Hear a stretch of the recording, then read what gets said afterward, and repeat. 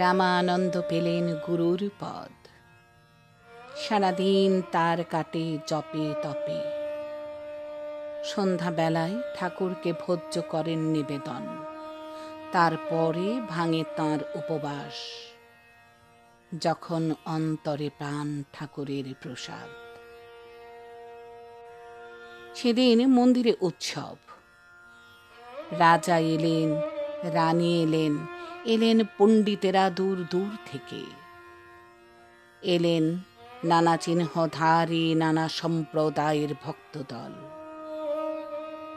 সন্ধেবেলায় স্নান শেষ করে রামানন্দ নৈবেদ্য দিলেন ঠাকুরের পায়ে। প্রসাদ নামল না তার অন্তরে, আহার হল না সেদিন। এমনি যখন 2 সন্ধ্যা গেল কেটে, হৃদয় রইল শুষ্ক হয়ে। গুরু বললেন মাটিতে ঠেকে মাথা, ঠাকুর, কি অপরাধ করেছি? ঠাকুর বললেন, আমার বাস কি কেবল বৈকুণ্ঠে? সেদিন আমার মন্দিরে যারা প্রবেশ পায়নি, আমার স্পর্শ যে তাদের সর্বাঙ্গে। আমারই পাদুদক নিয়ে প্রাণপ্রবাহিনী বইছে তাদের শিরায়। তাদের অপমান আমাকে বেজেছে। আজ তোমার হাতের নৈবেদ্য অশুচি।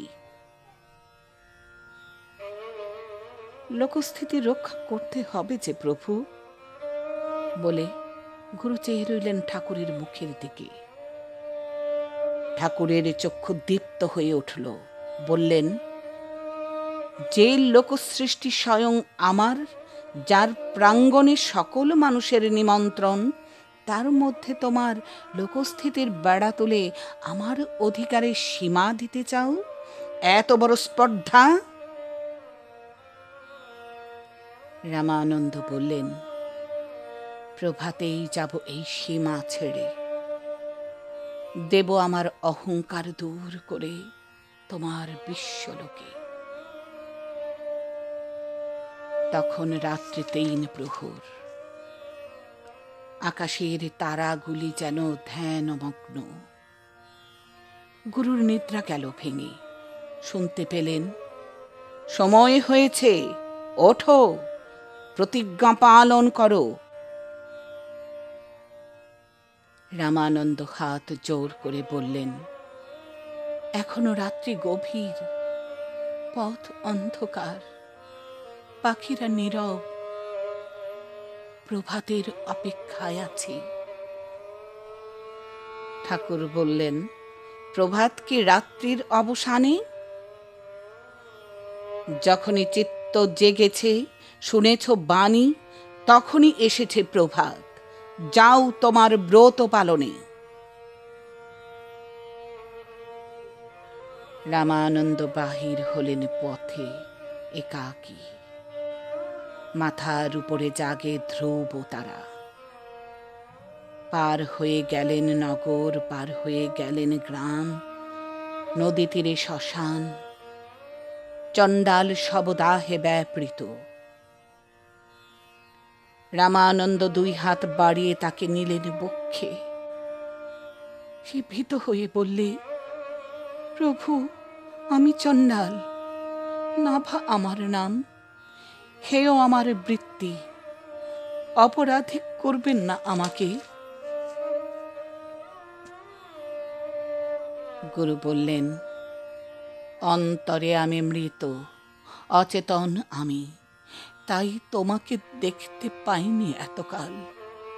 তাই তোমাকেই আমার প্রয়োজন, নইলে হবে না মৃতের সৎকার। চললেন গুরু আগিয়ে। ভোরের পাখি উঠল ডেকে, অরুণ আলোয় শুকতারা গেল মিলিয়ে। কবির বসেছেন তার প্রাঙ্গণে, কাপড় বুনছেন আর গান গাইছেন গুনগুন স্বরে।